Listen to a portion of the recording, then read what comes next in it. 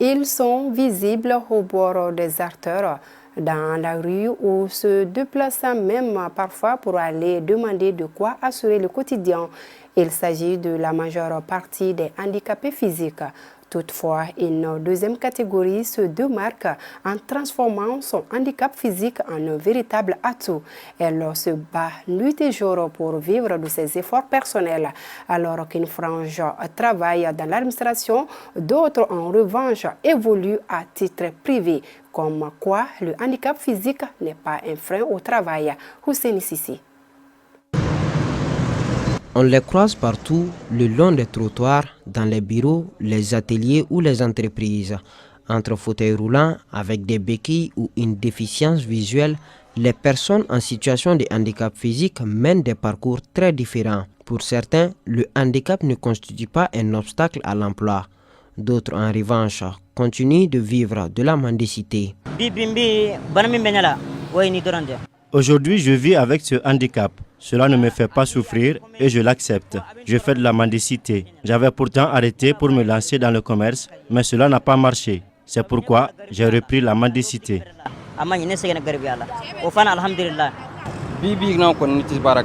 Aujourd'hui, je n'ai pas d'autre activité que la mendicité. En revanche, pendant l'hivernage, je retourne au village pour pratiquer l'agriculture. Pourtant, de nombreuses personnes en situation de handicap prouvent chaque jour que le travail leur est accessible.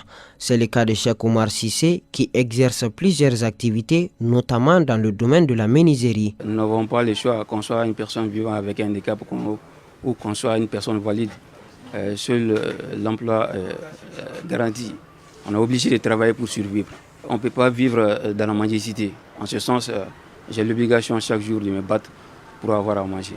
Même constat chez Mme Dambélé et M. Kouma. Tous deux occupent des postes de responsabilité et démontrent que les compétences ne dépendent pas de la condition physique. Une forte myopie et on a du mal à lire les documents lorsque les caractères sont très petits. Ce qui me motive, c'est le fait de ne pas dépendre de quelqu'un, parce que je n'ai pas été éduquée dans ce sens-là.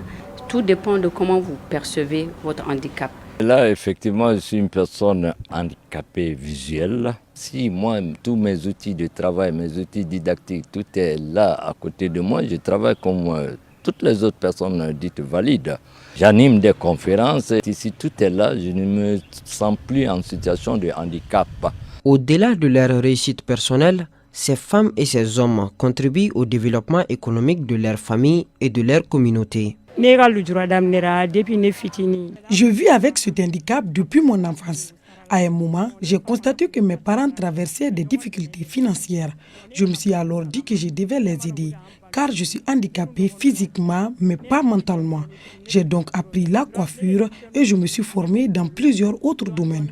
À l'approche de la rentrée scolaire, cela me permet de payer les fournitures scolaires de mes frères et sœurs, tout en contribuant également aux dépenses alimentaires de la famille.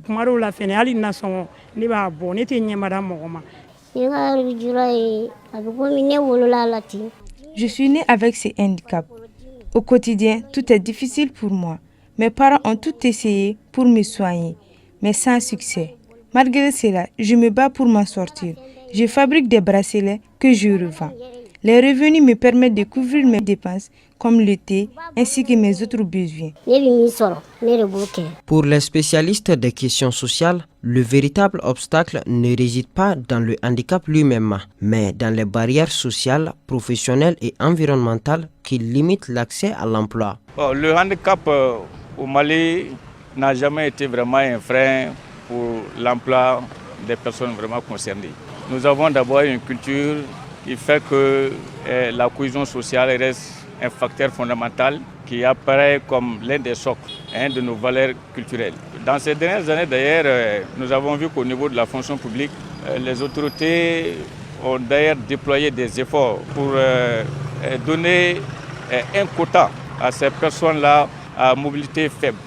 Cela demande d'abord une prise de confiance en soi de ces personnes concernées, qu'ils ne se sentent pas stigmatisés. Le handicap, c'est un phénomène naturel qui peut frapper tout le monde et je pense que cela n'est pas aujourd'hui un facteur pouvant vraiment créer leur exclusion professionnelle. Le handicap physique ne détermine ni les compétences ni la volonté de travailler. Lorsque les obstacles sont levés et que les opportunités sont offertes, les personnes en situation de handicap démontrent qu'elles peuvent elles aussi contribuer pleinement au développement de la société.